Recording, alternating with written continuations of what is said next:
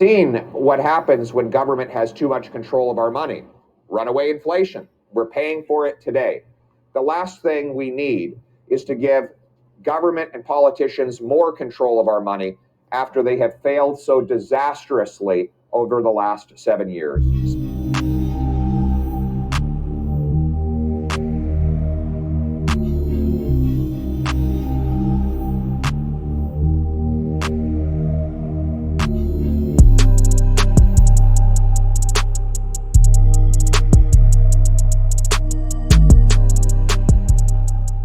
Welcome back to the Bullion Breakdown. We are talking about CBDCs today again, and that is the central bank digital currency.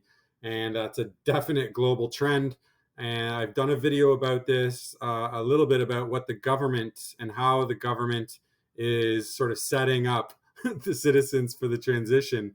And they're being really nice and cushy about their messaging about how it's just a wholesale benefit for all consumers.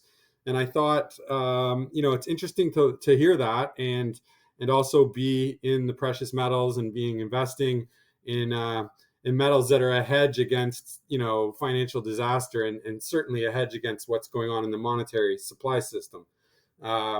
So, I wanted to show a different point of view here. So, you got a glimpse of one of the political leaders here in Canada that is opposed to the Trudeau government in many ways, complicit in others, I might say. But anyways, Pierre Poilievre is a conservative leader here in Canada and has taken a fairly strong stance against the implementation of CBDC in Canada.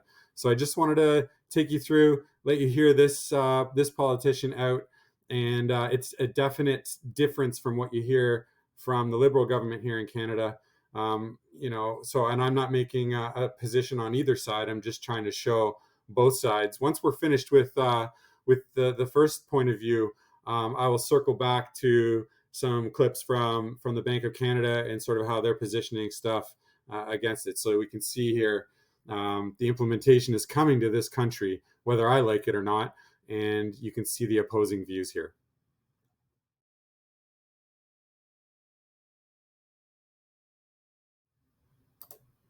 The central bank is now promoting a possible proposal to bring in a digital currency controlled by the government. Now, let's start off by asking what's new. We all know that Canadians have digital money already. It's called a bank account. We have debit cards, credit cards, PayPal, email transfers, and plenty of other ways that people can transact the Canadian dollar digitally without the Bank of Canada controlling it. So what's the difference that this new digital currency by the central bank would bring? The answer, of course, is that it would be deposited in a government bank account. A central bank digital currency would mean that Canadians would have their money deposited with the government rather than with a private financial institution, and that the central bank would then be in direct competition with commercial banks. Of course, this would bring no new benefit to consumers. We already have all of the technological benefits of electronic transfers of cash today, but it would bring plenty of new risks. By the admission of the central bank itself in one of its policy papers on the subject, this policy could lead to a bank run. A bank run is when people move their money out of an individual bank en masse, destabilizing that bank and causing financial panic.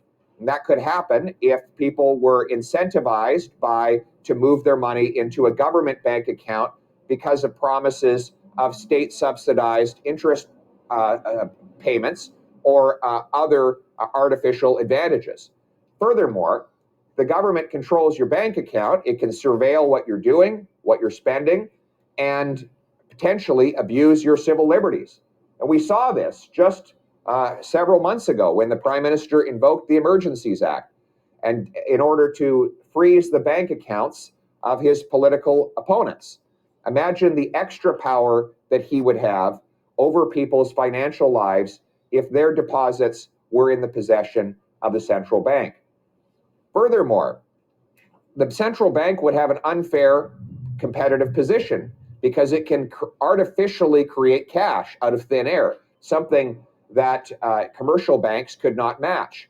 That means that it could effectively force Canadians to move their money over in order to get state-subsidized interest payments, all of which would lead to far more inflation. We've seen what happens when government has too much control of our money. Runaway inflation. We're paying for it today. The last thing we need is to give government and politicians more control of our money after they have failed so disastrously over the last 7 years. That was a good look at the other side of view, or the other point of view here in Canada, at least, the government opposition to, clearly opposing the implementation of CBDC. That leader there, the Conservative Party, Pierre Poilievre, went through really four main points, the way that I heard that. Number one was really, what's new? Why are we doing this in the first place? Because in Canada, we've been transacting digitally for years, for decades, with our bank accounts and our digital payments and methods of transacting in cash. So, fair point there to ask sort of what's the reason for that. And ultimately, in my opinion, that's about control. And that's really what the Bank of Canada is trying to enforce here over time, is they're going to be looking at control for sure. The second measure that he talked about was no new benefit, really, but tons of risk being entered into the fray for Canadians. So, and he used a bank run as an example. So a good example there, where if the government's incenting, let's say through interest, forgive interest rates or favorable interest rates, let's say, to move your money digitally versus leaving it in the fiat system, that could create a bank run. He highlighted and spoke to that. Fair point again. Third point that he highlighted was control and surveillance and sort of the impeding of civil rights, and how that could be a potential issue if this is implemented by a government. So fair point again here in Canada, because we've already had a bit of a dry run, and the precedent has been set through the trucker fiasco that happened right before the Ukraine war kicked off. So we've even got a dry run here in the large countries, just to see how it would go if a government was impeding the rights of some of its citizens. And his fourth point is an unfair advantage by the BOC, Bank of Canada. So, and that's fair again, because if they have different rules that they can play by than versus the banks here in Canada, then yeah, they can incent consumers to move financial vehicles over into the digital realm and do that through incentives, and that does nothing but in one leader's mind anyways here, that does nothing but drive inflation risk up over time. So lots going on, heavy point of view there. I'm going to switch now and offer a point of view from the Bank of Canada as it relates to CBDC and some of their talking points.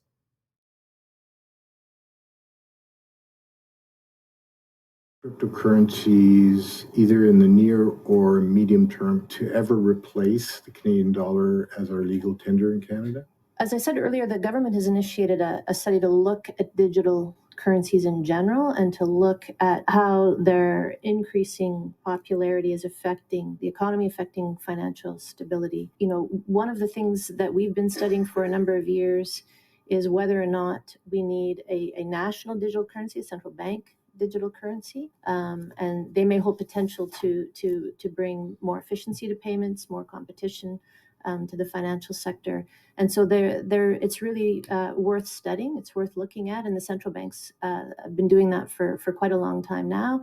And we have actually moved from a research stage into sort of early development. Is that the Canadian dollar remain at the center of our financial system. Now, as far as I can see, in the future, the Canadian dollar will remain at the center of our financial. So we need a monetary policy in Canada for Canadians which reflects rather the needs of Canadians. Now, this doesn't mean that there couldn't be changes. At the bank, we may deal with a digital currency. In a digital economy, there are reasons why this might be good for Canadians to have the opportunity to have cryptocurrency or digital You funds. can see the classic fence sit there at the end by the governor of the Bank of Canada, Tiff Macklin. He, ultimately states that, they're going to back the dollar and that's their priority.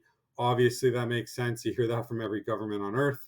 However, he leaves the door open for a switch or for an introduction into crypto and into, a digital currency ultimately.